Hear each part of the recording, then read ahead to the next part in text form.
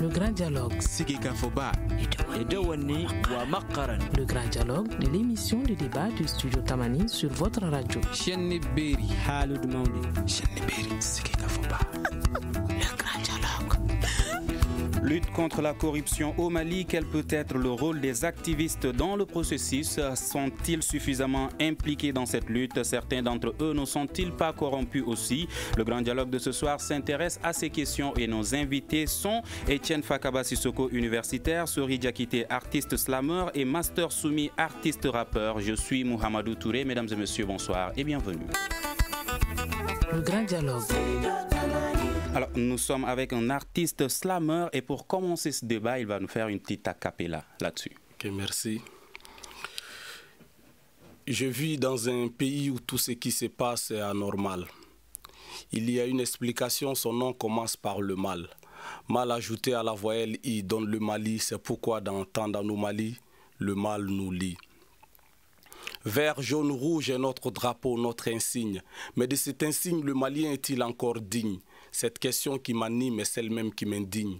Parce que le laxisme a amputé les mains de nos raisons. On ne réfléchit plus, on se livre aux passions qui nous condamnent net dans des situations où nos réflexions en prison purgent la condamnation de se laisser berner par des politiciens sans conviction.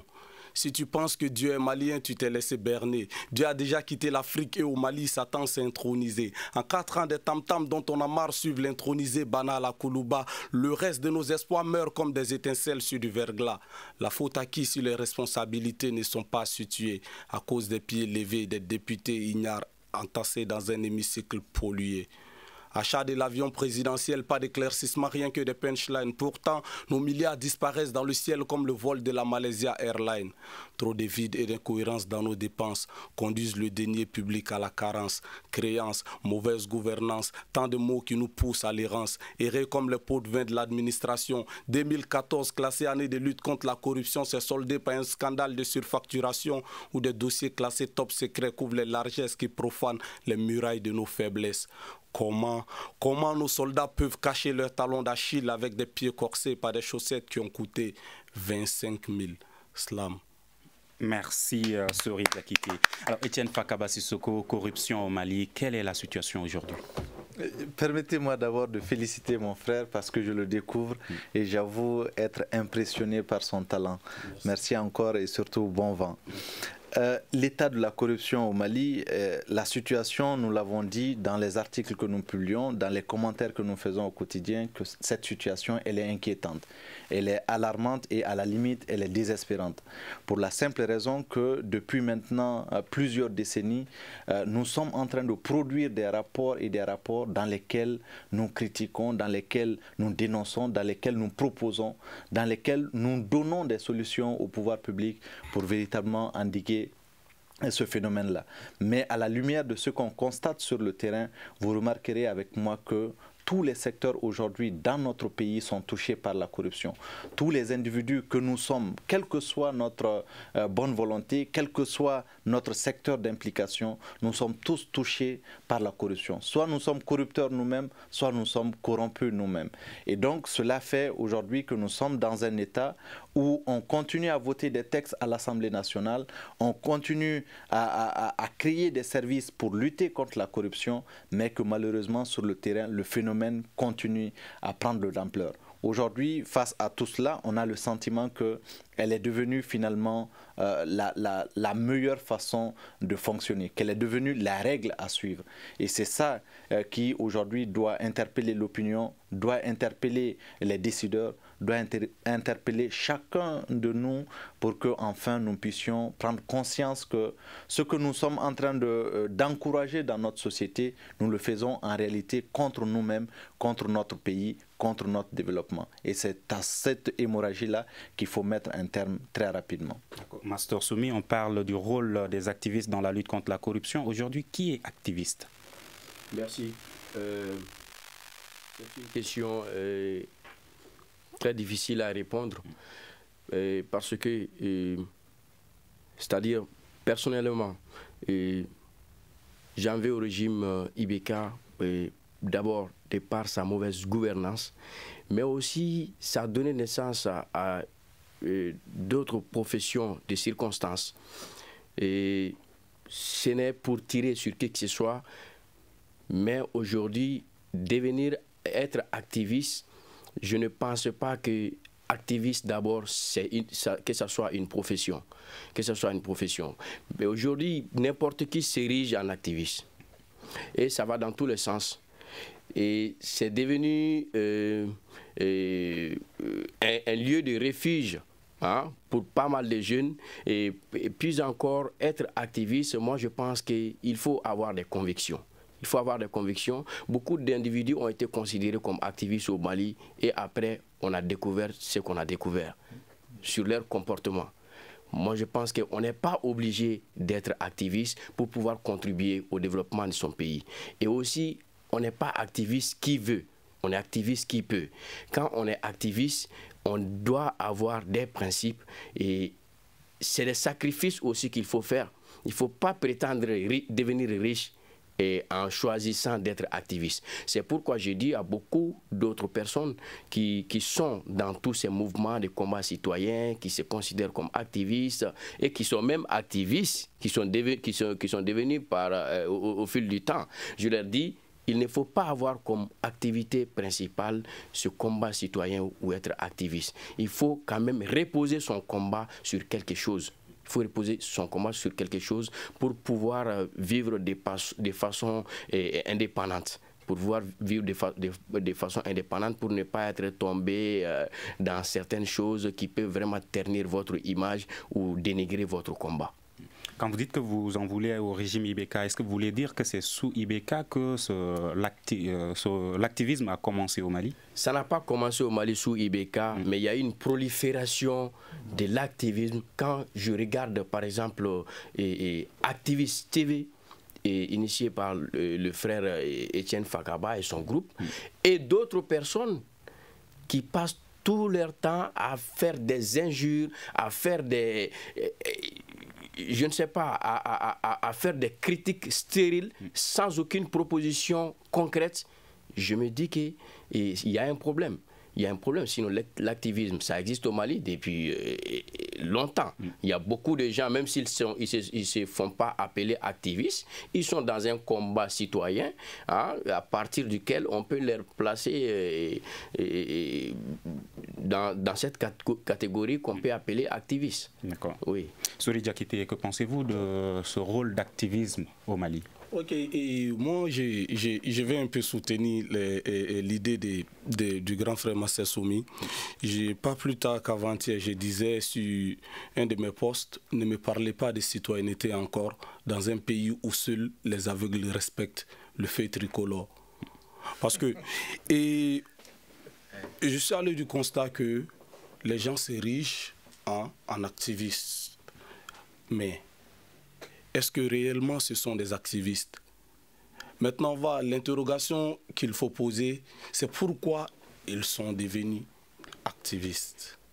Pourquoi ils pensent qu'ils sont activistes? C'est parce que le pouvoir actuel a laissé des situations, des opportunités de critique sur tous les sens. C'est ce qui fait que les uns et les autres saisissent cette opportunité pour, sinon, activistes, ils vont parler de quoi? De quoi est-ce qu'ils vont parler? Réellement, si ce n'est pas des failles du pouvoir, du pouvoir en place. Et si il y a beaucoup d'activistes, que réellement, il y a beaucoup de failles. Il y a beaucoup de failles. Maintenant, là où je vais un peu me désolidariser du discours de Master Soumi, c'est que les gens ont tendance à se ruer sur le pouvoir en oubliant le comportement personnel. Certes, le pouvoir, il est ce qu'il est, avec son lot de côtés cachés. Et la population, celle même qui doit faire en sorte que le pouvoir puisse respecter les engagements. Qui se penche sur cette question-là parmi les activistes? On va poser la question. Parce que les chaînes, les pages, toute la critique est basée sur l'État et les autres. C'est ça aussi être activiste. Le changement de comportement, c'est ça aussi être activiste. Mais malheureusement, on constate que toute la critique est centrée autour de l'État. Donc, ce qui prouve à suffisance que l'État a laissé beaucoup de failles que certains ont exploitées sous le pseudo d'activistes. Voilà. N'oublie-t-il pas qu'ils font partie de l'État, parce que c'est eux qui mettent en place ce pouvoir? Effectivement, c'est pourquoi j'ai demandé à ce qu'on ne me parle plus de citoyenneté. Parce que, en principe, être activiste, c'est veiller au bon fonctionnement de l'État. Mais si réellement les uns et les autres oublient qu'ils doivent veiller à cela, et ce qui les intéresse, le président a dit ceci, il ne l'a pas respecté. Mais si le pouvoir ne te respecte pas, demande-toi réellement, est-ce que tu joues pleinement ton rôle de veille, de veille citoyenne? Etienne? Je partage en partie le constat du jeune frère, mais je ne suis pas non plus d'accord avec lui lorsque il essaye de généraliser la question. Aujourd'hui, il faut prendre conscience qu'il y a des activistes dignes de ce nom au Mali et qui ne se limitent pas tout simplement à parler de la gouvernance de l'État en tant que tel, mais qui s'intéressent aussi aux phénomènes de société. Ce n'est pas parce que Master Soumi est en face de moi, mais c'est l'un des exemples, en tout cas, qui illustre aujourd'hui le combat du citoyen dans tous les secteurs, que ce soit sur le plan politique ou sur le plan social. Aujourd'hui, là où je suis d'accord avec lui, c'est le constat que les activistes, ceux qui se disent en tout cas activistes, c'est dans tous les sens. Moi, aujourd'hui, j'ai du mal à faire prévaloir mon statut de chercheur, mon statut de professeur d'enseignement supérieur, parce qu'on me traite d'activiste. Or, pour moi, je n'en suis pas un. Mais les activités que nous faisons, qui sont des activités de sensibilisation, des activités d'interpellation, de dénonciation, font aujourd'hui que nous pouvons être classés dans la même catégorie que les activistes. Et tant mieux si ça nous permet d'avancer, de faire avancer les choses. C'est pourquoi d'ailleurs nous avons créé, nous, cette structure que l'on appelle Activist TV, qui est une partie d'un centre de recherche dans le domaine politique, social et économique. L'objectif, c'est de donner un contenu conscient à l'activisme. Parce que ce qui nous fatigue aujourd'hui, c'est qu'il y a des messages de toutes sortes qui sont véhiculés par des individus qui se disent activistes. Nous, nous disons non, il y a une façon plus responsable de faire de l'activisme. Il y a une façon plus responsable de dénoncer. Aujourd'hui, il n'y a pas plus tard que ce matin, des individus ayant commis un viol collectif ont été arrêtés. Les activistes, ils sont pour beaucoup. Avec les dénonciations, avec les lancements d'alerte, avec les messages qu'ils ont eu à faire, ils sont aujourd'hui quelque chose. Il n'y a pas 2 jours, une policière s'est fait également rattraper par la hiérarchie parce que des activistes ont publié les messages, ont soutenu les messages, ont dénoncé les messages. Donc à Activist TV également, nous nous donnons ce rôle-là de faire un activisme responsable, de faire une dénonciation responsable. Donc oui, il faut recadrer l'activisme et c'est pourquoi d'ailleurs je dis qu'il y a de plus en plus d'ONG doivent s'intéresser au contenu de l'activisme pour permettre à nos activistes qui font un travail remarquable de pouvoir s'organiser et de pouvoir justement jouer pleinement leur rôle. On ne peut pas jouer à la pensée unique, mais on a besoin d'être recadré souvent, on a besoin d'être orienté, on a besoin d'être soutenu, ne serait-ce qu'en termes de formation sur le contenu de ce qui doit être publié, par exemple sur les médias sociaux ou pas. Que pensez-vous de ce que dit Master Soumi tout de suite, que l'activisme n'est pas une profession et c'est pas un emploi, c'est devenu maintenant aujourd'hui un emploi de circonstance? Absolument, c'est vrai. L'activisme n'est pas une profession. Je vous disais tantôt, je suis professeur d'université, mais je suis activiste et je pense que si Fidel m'a invité aujourd'hui, c'est quelque part, il pense que je suis activiste ou il estime que je suis activiste. Mais est-ce que vous êtes activiste? Je ne le sais pas. En tout cas, tout ce que je fais au quotidien, j'essaie d'apporter un regard nouveau à travers des propositions. Quand on écrit des articles sur la gouvernance, quand on écrit des articles sur les phénomènes de société, c'est de l'activisme parce que c'est une forme de dénonciation, c'est une forme de proposition. Et donc, oui, je peux l'accepter que je suis un activiste dans une certaine mesure, mais ce n'est pas encore une fois de plus une profession. Il faut avoir une bonne assise, il faut avoir un emploi, il faut avoir une qualification. Et l'activisme, c'est ton rôle de citoyen en plus de ce que tu fais comme profession. Je le pense. Master Soumi, aujourd'hui, qu'est-ce que les activistes peuvent changer dans la corruption au Mali? Beaucoup de choses. Et puis, d'ailleurs, ils ont commencé à pousser pas mal de personnes à être de plus en plus sérieux, surtout avec l'avènement des nouvelles technologies, c'est-à-dire les réseaux sociaux et autres, Facebook, Twitter. Donc, souvent, il y a des gens qui, avant de faire quoi que ce soit, regardent d'abord à gauche ou à droite si quelqu'un n'est pas en train de te filmer. Donc, moi, je pense que cela, c'est-à-dire que cette précaution que les uns et les autres prennent avant de faire quoi que ce soit est un pas.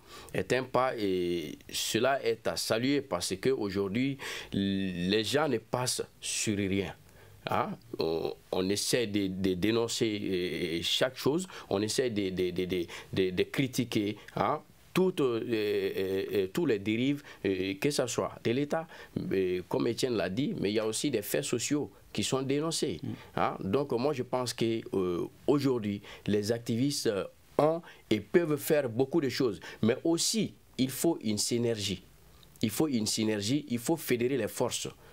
Parce que seul dans ton coin, en train d'insulter ou en train de critiquer, en train de faire certaines choses, sans avoir d'autres personnes autour pour prendre conseil, cela aussi peut être très dangereux pour toi.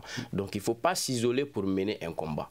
Il ne faut pas s'isoler pour mener un combat, quelle qu'en soit la nature du combat, que ce soit un combat contre le pouvoir public ou contre même certaines personnes au sein de la société. Donc, il faut toujours fédérer les forces et puis essayer d'avoir plus d'initiatives. Je dirais essayer de trouver quel mode de communication qu'on peut rajouter déjà à l'existant. Voilà, donc ajouter aux réseaux sociaux... En fédérant les postes, n'y a-t-il pas un risque d'en faire une profession? Non. La vie associative existe, mais parmi les membres de l'association, il y en a qui sont comptables, d'autres sont professeurs, d'autres sont artistes et autres. Donc moi je pense que c'est tout part de l'engagement citoyen. C'est pourquoi, je l'ai dit, ce n'est pas une profession. Mais il faut avoir quelque chose d'abord à la base. Moi, je pense que l'activisme, c'est déjà contribuer à l'éveil de conscience. Pousser les gens, provoquer des réflexions, pousser les uns et les autres à prendre leurs responsabilités et pousser la population, la population en général à prendre conscience de ce qui se passe, de quels sont les enjeux. De ce que nous vivons. C'est quoi le régime démocratique? C'est quoi la démocratie? C'est quoi les élections? Que veut dire le vote? Etc., etc. Et voilà, voici tel phénomène aujourd'hui qui sont devenus des problèmes, qui sont devenus des fléaux qui nous empêchent d'évoluer. Et quelle est la solution?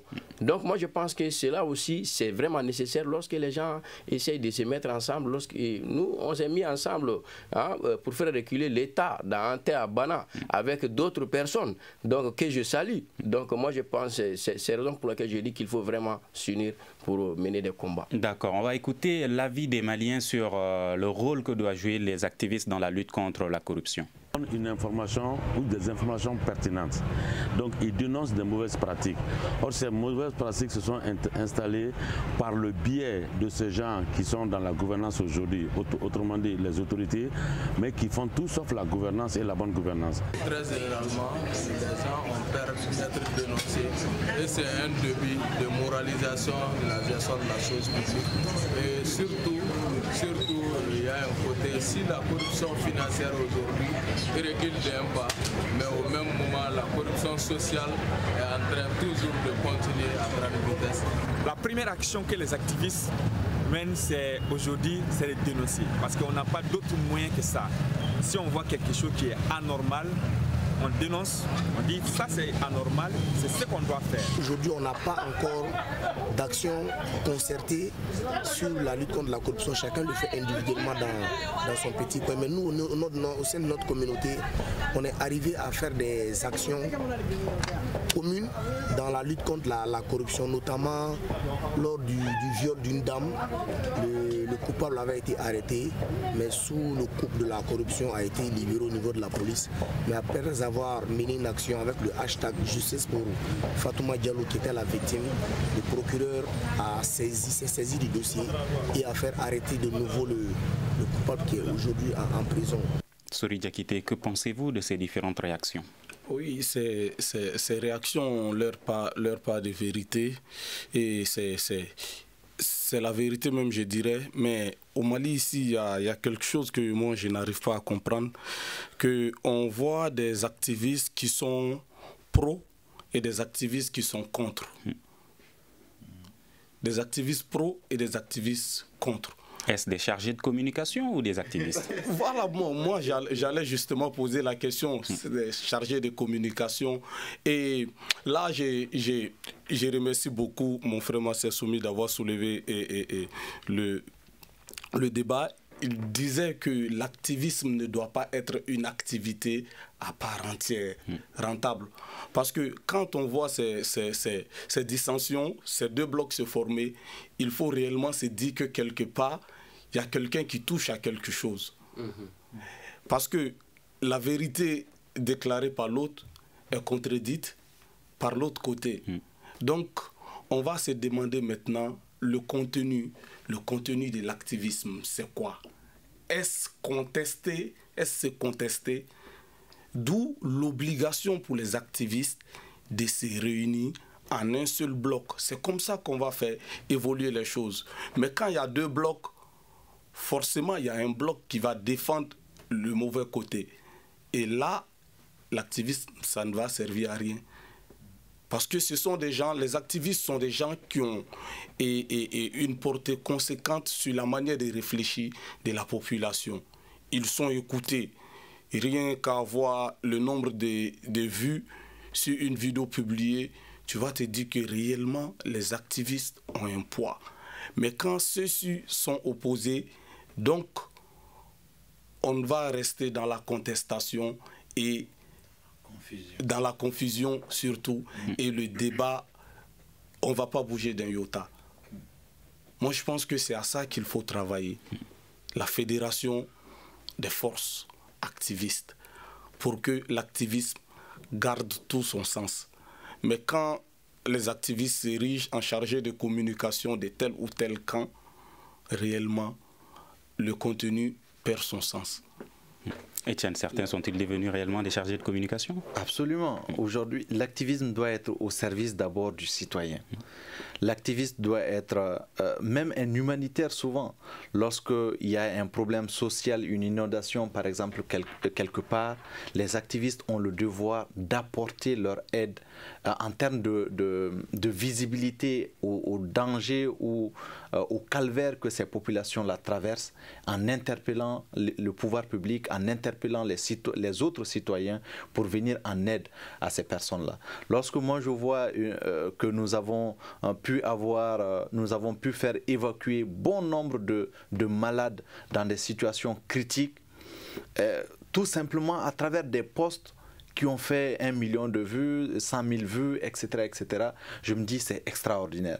Quand je vois que nous arrivons à travers une simple vidéo pour expliquer aux gens, voici pourquoi vous devez aller voter. Voici sur quels critères vous devez choisir pour qui vous devez voter. Quand on les dit, voici face à telle maladie, comment se comporter. Nous ne nous substituons pas à l'État dans son rôle de communication, mais nous disons que nous pouvons également apporter d'autres formes de communication ou agir sur des aspects de la communication dont l'État n'a pas forcément la maîtrise ou dont l'État n'a pas l'expertise même qu'il le faut.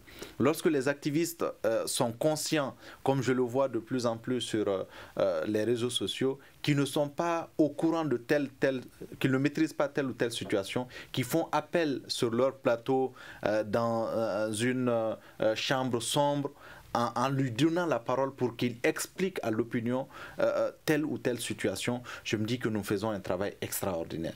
Donc aujourd'hui, l'activiste doit aller au-delà de cette catégorisation ou de cette situation partisane en voulant défendre. Dès qu'il y a intérêt derrière une lutte, on n'est plus dans l'activisme. On est dans la recherche du pain quotidien. Et l'activiste doit s'éloigner de cela. Tous les intérêts que l'activiste défend doivent être des intérêts pour les populations, pour le bien-être du pays.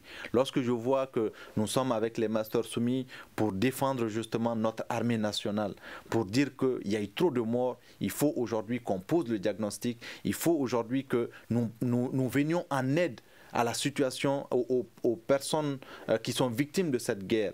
Lorsque les activistes s'organisent pour dire telle personne est morte sur le champ de l'honneur, sa famille vit dans des situations désastreuses, ses enfants ne vont pas à l'école par faute de moyens, pourtant ils sont morts pour l'État.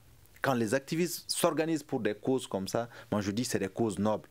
C'est ça le rôle de l'activisme, aller au-delà de toute interprétation partisane pour défendre le bien collectif, le bien de la nation. D'accord, Master Soumi, est-ce que cela veut dire que les activistes, certains d'entre eux, sont eux-mêmes corrompus? Oui, mais bien sûr, c'est d'ailleurs mon inquiétude. Hein, c'est mon inquiétude. Et nous avons vu comment les activistes ont travaillé dans ces derniers temps au Mali. Comment ils ont contribué à l'éveil de conscience, comment ils ont contribué à l'information par rapport même au changement de plusieurs comportements que nous avons tant décriés depuis un certain temps. Mais aussi, le problème est que les gens peuvent être corrompus, Etienne vient de le dire, lorsque l'activisme met plutôt au devant l'intérêt personnel. Hein, au détriment de l'intérêt général. Donc, ça devient un problème. Ils peuvent être corrompus, ils peuvent être facilement manipulés par les hommes politiques. Hein.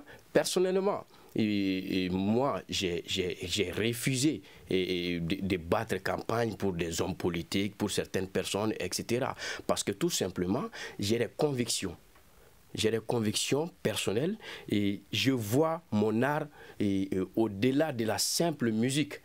Okay? Donc, après avoir fait lecture de plusieurs choses, je me dis non, je ne dois pas travailler pour un tel.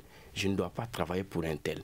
Parce que je sais que ce soit lui, sa campagne électorale ou pas, moi, je gagne ma vie parce que je fais de la musique.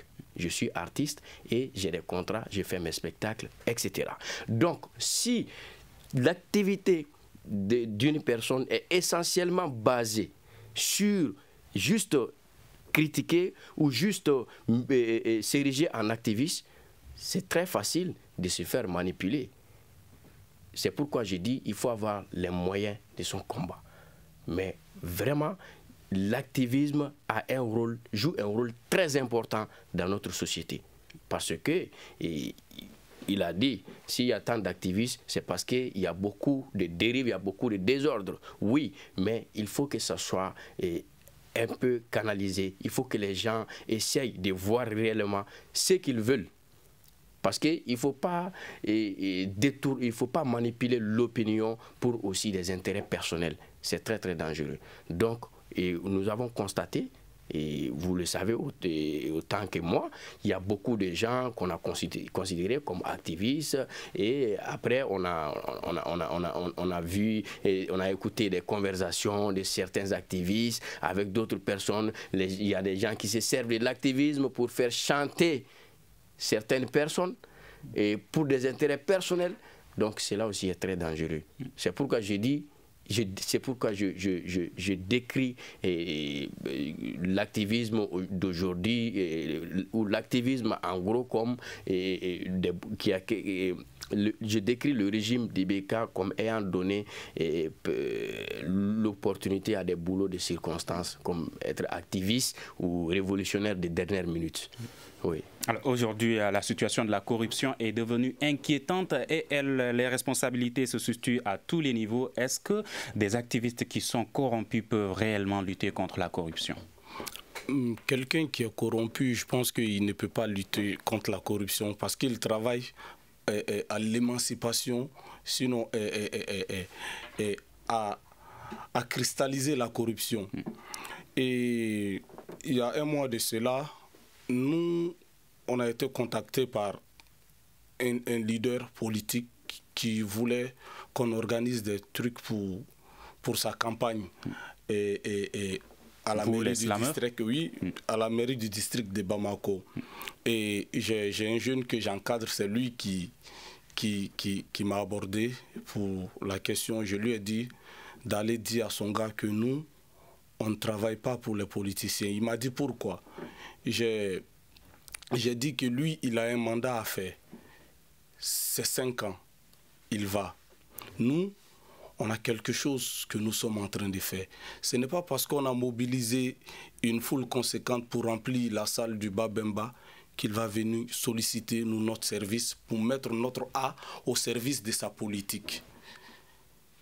Il a un dossier de campagne qu'il va présenter. Après son élection à la mairie du district, il n'arrive pas à faire. Nous, on l'a aidé, on va porter ces chapeaux-là. Lui, après, c'est un homme politique et puis il s'en fout. Donc, je ne travaille pas à cela. Il m'a dit qu'il avait de l'argent à nous proposer. Son argent, bon, je ne sais pas. Mais être artiste... Donc, vous pensez que les activistes ne doivent pas se mêler de la politique? On ne doit pas se mêler de la politique. On ne doit pas se mêler de la politique. La politique au sens travailler à l'éveil de conscience, comme le grand frère Etienne l'a dit. Allez-y voter, faites ceci, faites cela. Allez-y voter telle personne. Non, ce n'est pas nous notre rôle. Et c'est ce que j'ai dit. Parce que la foule de la salle de Babemba, c'était pour une cause noble. On est allé pour la lutte contre les violences faites aux femmes. Donc là, il n'y a pas de politique autour de la question. Mais quand il faut utiliser son art et dire aux gens d'aller voter X et Y, et après, bon, quand X et Y ne fait pas ce que les gens ont envie de voir, après c'est nous qui portons le chapeau. Donc on a vu des artistes qui ont été victimes de ça, on en connaît en pagaille, qui sont là. Le grand frère Adama Daeko me l'a dit personnellement, de bouche à oreille. Donc je pense qu'un activiste ne doit pas tomber dans cette erreur-là. Voilà. Etienne Fakaba, aujourd'hui, comment est-ce que les activistes peuvent lutter contre la corruption au Mali? Je ne peux prendre l'exemple que sur ce que nous faisons au quotidien. Comme je l'ai dit tantôt, je suis un peu désolé de faire la promotion de Activist TV, mais voici ce que nous faisons. Nous demandons aux populations de veiller. Aujourd'hui, notre cible, c'est la police surtout. Nous demandons aux populations, chaque fois qu'ils font l'objet de rackets, chaque fois qu'ils voient des actes de corruption, de s'arranger à filmer. Et nous nous engageons à la diffuser. Et premier aspect. Deuxième aspect, c'est nous sommes mais également... n'y a-t-il pas un risque à ce niveau quand la population se met à filmer, par exemple, les policiers? Est-ce qu'ils ne risquent pas d'être emprisonnés? Est-ce que vous pouvez les défendre à ce Mais c'est notre rôle aussi de dénoncer, de dire qu'ils ont été arrêtés parce qu'ils ont voulu dénoncer une action de corruption. Donc, autant nous sommes en train de leur demander de nous soutenir dans notre combat de lutte contre la corruption, autant nous devons les soutenir et aussi être là quand ils auront des problèmes. Nous disons également que sur les rapports, parce que comme je l'ai dit, Master l'a dit, le jeune frère l'a dit, nous avons tous des emplois. Et pour ce qui nous concerne, nous sommes pour la plupart des professeurs d'université et avec différentes expertises. Nous prenons les rapports du vérificateur, nous prenons les rapports de contrôle, et nous essayons de les décortiquer pour faire de cela des articles et dénoncer et faire une large diffusion de tout cela. Est-ce à dire qu'aujourd'hui les activistes doivent être formés d'abord, éduqués, sensibilisés sur les activités qu'ils doivent mener, notamment la corruption, qu'ils savent c'est quoi les causes de la corruption, quelles sont les conséquences pour mieux pouvoir sensibiliser? Pas que sur la corruption, sur l'activisme même de façon générale, sur quel est le contenu à donner à l'activisme, qui est activiste, qui ne l'est pas. Nous aujourd'hui on est à la recherche d'un partenaire dans ce sens-là qui pourrait nous appuyer justement dans dans la formation des activistes. Et après cette formation, dans l'organisation, comme Master l'a dit, d'un réseau, par exemple, des activistes du Mali, qui est une ambition qui personnellement me tient à cœur, parce que je me dis, les autres l'ont réaffirmé, pour qu'on puisse gagner ces combats-là, il faut qu'on soit ensemble. Nul ne peut gagner le combat de la lutte contre la corruption, le combat de la lutte contre l'injustice, le combat de la transparence seul. Nous devons nous mettre ensemble. Mais pour l'instant, il faut d'abord que l'on sache, que l'on tire le bon grain de livret, que l'on puisse savoir qui est activiste, qui ne l'est pas, qui est dedans pour des intérêts, qui est dedans par conviction et qui a la capacité intellectuelle de le faire. Parce que ne nous leurrons pas, il y a une formation de base qu'il faut. Il y a une assise idéologique qu'il faut avoir pour pouvoir être un activiste. Master Soumi, comment les activistes peuvent-ils lutter contre la corruption au Mali?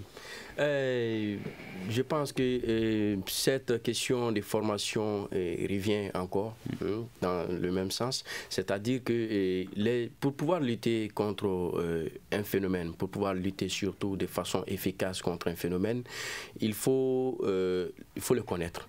Il faut connaître tous les aspects auxquels la chose est liée. Donc, cela demande d'être outillé. D'être outillé, et c'est très facile de sortir, faire une vidéo par exemple, dire il n'y a que des voleurs de la République au Mali, il n'y a que des ministres corrompus, il n'y a que des policiers corrompus, il n'y a que... Voilà, c'est très facile, mais c'est la vérité aussi. Mais quand tu dis il n'y a que des ministres corrompus, etc., il faut savoir donner des exemples. Il faut savoir donner des exemples, et puis il faut savoir éclairer les gens sur quel est l'état actuel de notre pays, le Mali, par rapport dans sa lutte, de la lutte contre la corruption. Dans le cadre de la lutte contre la corruption. Au Mali, il y a plus de, je crois, 10 organes de lutte contre la corruption. Mais c'est des services budgétivores. C'est des organisations, c'est des structures budgétivores. Ça coûte énormément à l'État, et aussi, je me dis, est-ce que ce n'est pas uniquement une occasion de soutirer de l'argent de gauche à droite aux Canadiens et autres personnes? Donc, on se dit même que la lutte contre la corruption, et vous voyez, il y a tous les jours des lois, des dispositions juridiques qui sont prises, mais généralement, elles sont sélectives.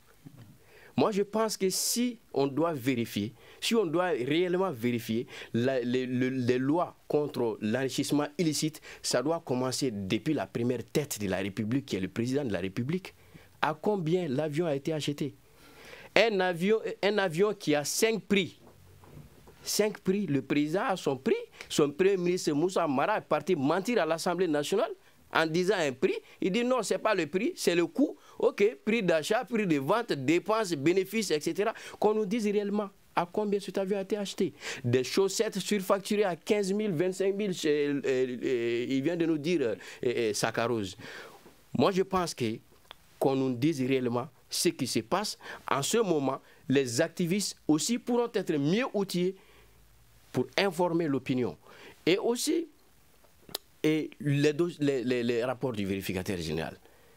Tous les jours, on entend tel nombre de milliards a été détourné au Mali. Tel milliard a été détourné au Mali. Le rapport vient, on remet au président de la République. Le président met dans son tiroir.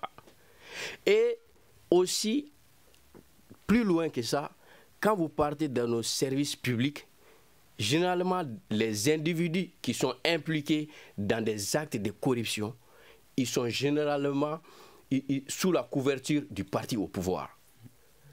Du parti au pouvoir, le directeur il vole, son adjoint vole, même le platon vole, le secrétaire vole. Alors qui ne vole pas? Ils sont protégés. Ils sont protégés par le parti au pouvoir.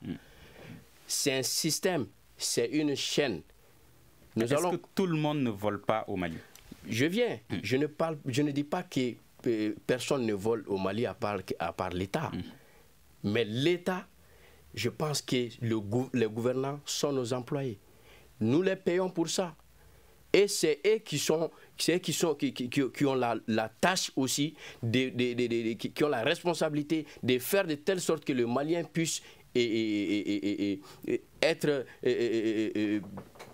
le Malien puisse être éduqué, soigné, sécurisé. C'est une mission. On les a investis de cette mission. Donc c'est une responsabilité. Mais aussi, la corruption, ça existe bien sûr au sein de la population. Même il y a la corruption dans nos échéances électorales, lors des élections. Lorsque les politiciens viennent distribuer des billets de 10 000 francs, 5 000 francs, etc. entre les électeurs. Mais c'est de la corruption. D'accord. Alors, et cela doit changer aussi. Diakité, est-ce que la corruption n'arrange pas les populations elles-mêmes aussi? Ou la population, je dirais, la corruption arranger la population, ça c'est une équation très difficile. Pourquoi c'est difficile? Et le gars qui commet une infraction au code de la route, il est pressé, il va à ses occupations. Il oublie que l'argent qu'il paye aux policiers ne sert qu'à la popote du policier. En principe, cet argent devrait servir à lui acheter une plaquette de paracétamol, à acheter un cahier pour son enfant. Je ne parle pas des cahiers à l'effigie des hommes politiques. Et pas plus tard que lundi passé, j'ai été arrêté par un policier pour non-respect panneau de circulation. Est-ce le cas? Effectivement, c'était le cas, mais dans une condition tout autre. Parce que je devais prendre le virage, il y avait un tricycle devant moi, donc je ne pouvais pas voir la borne. Donc j'étais obligé de monter. Et quand il m'a arrêté, on a un artiste de renommée qui était à moto. Il a vu, il a soulevé la main, il a fait comme ça. Lui, il a passé. Et moi, il m'a arrêté parce qu'il ne sait pas que je suis artiste là. Mais après, il me demande, mais on fait comment? J'ai dit, on fait comment? Tu me dresses quelque chose, je vais récupérer la moto. Il m'a dit, ok, tu vas, mon collègue, il te donne. J'ai dit, ok. Il dit, mon frère, tu me fais, je suis un peu pressé. Il dit, c'est 18 000 francs. Je dis, ok, 18 000 francs, je paye où? Il me dit au GMS. Il dit, ok, il n'y a pas de problème. Il me demande, la question, elle est un peu absurde. Tu vas aller payer ça? Je dis, oui, je vais payer, je suis malien. Il dit, ok, il n'y a pas de problème. Il a adressé le papier, j'ai pris un taxi, 2 000, 2 000, 4 000 aller-retour ici à l'OGMS. J'ai payé 9 000. Donc ça me fait 13 000. 13 000 et quand je suis revenu récupérer ma moto, ça a trouvé qu'il avait 2 gars qui l'avaient arrêté. Et il a pris mon ticket, il dit qu'il va montrer au gars là que je suis un honnête citoyen. J'ai dit non, je ne l'ai pas fait et pour que je serve de leçon à quelqu'un. Je l'ai fait parce que je suis en faute. Je paye. Je paye. Pourquoi? Parce que demain, sinon l'année prochaine, je serai encore à la semaine de la lutte contre la corruption, en train de dire que la corruption n'est pas bonne. Et devant ces policiers que j'ai corrompus, est-ce que j'ose affirmer que la corruption n'est pas bonne? Je l'ai fait pour ça, parce que je ne peux pas défendre une chose. Alors, quelle peut être aujourd'hui la solution pour que les activistes puissent être mieux organisés, mieux coachés et pour qu'ils puissent également lutter contre la corruption? C'est d'abord prendre conscience un peu de la citoyenneté, s'imprégner réellement de ce qu'est la citoyenneté. Je suis citoyen de ces pays, quelles sont les lois que je dois respecter? Mes droits et mes devoirs. Donc, le grand frère Étienne parlait de la formation. Après la formation, maintenant, mettre la formation en pratique. Je pense que c'est ça la solution de l'équation. Sinon, on a beau les former, s'ils ne mettent pas en pratique ce qu'ils ont appris, je pense que... S'ils n'ont pas la conviction de le faire également. La conviction, oui, la conviction, effectivement. Mais tout ça, c'est mettre en pratique ce que tu as appris. D'accord. Master Soumi, a cappella 30 secondes pour clore. D'accord. Donc, le dernier mot à Etienne Fakaba Sissoko par rapport au rôle des activistes dans la lutte contre la corruption. Moi, je dirais que les activistes ont certainement un grand rôle à jouer dans la lutte contre la corruption, mais ils sont dans un environnement et l'État, on ne peut pas négliger le rôle de l'État. L'État a une très grande responsabilité dans dans la législation qui doit être mise en place pour la lutte contre la corruption, dans le choix des hommes qui sont chargés de faire respecter ces normes-là. Mais lorsque vous avez une république où les députés qui votent une loi s'auto-excluent de cette même loi dans la mise en œuvre, il y a un problème. Donc l'État doit veiller à cela. Nous qui nous disons activistes ou qui sommes activistes, nous devons prendre conscience que, comme le jeune frère, nous devons donner le bon exemple. Et on ne peut pas convaincre les autres de suivre une voie si nous-mêmes nous ne sommes pas exemplaires dans ce domaine-là. Merci. Et c'est ce qui met fin à ce débat sur le thème « Quelle implication des activistes dans la lutte contre la corruption au Mali ?» Nos invités Etienne Fakaba Sissoko, universitaire, Sori Diakité, artiste slammer, et Master Soumi, artiste rappeur. Un débat réalisé et produit en partenariat avec le projet Mali Justice Projet. À la mise en onde de Gagné Kanté, régie vidéo assurée par Mamadou Ouattara. Je suis Mouhamadou Touré. On se retrouve demain pour un prochain numéro du Grand Dialogue de Studio Tamani. Le Grand Dialogue. Le Grand Dialogue de l'émission de débat du Studio Tamani sur votre radio.